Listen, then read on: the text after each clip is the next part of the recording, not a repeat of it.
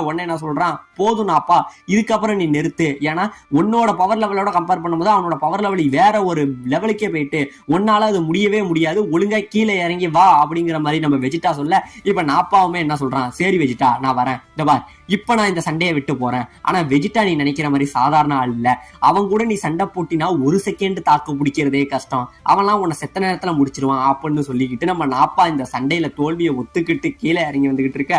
ஆனா ஒன்ன விட்டுருவாங்க கொரோட். ஆனா இப்பயும் சொல்றேன், அவனுங்க 2 பேரை விட மாட்டான் அப்படின்னு சொல்லி கீழே நின்றுட்டு இருப்பானுங்க பத்துங்க நம்ம கோஹானும் கிர்லினும். அவனுங்களை இங்க இருந்து கொள்றதுக்காக வேகமா வந்துகிட்டு இருக்க. நம்ம கோகு என்ன பண்றான், வேண்டாம் அப்படின்னு சொல்லி அவனும் பின்னாடி துரத்திக்கிட்டு வந்துகிட்டு இருக்க. இவன் ரொம்பவே ஃபாஸ்டா வந்துகிட்டு இருக்க.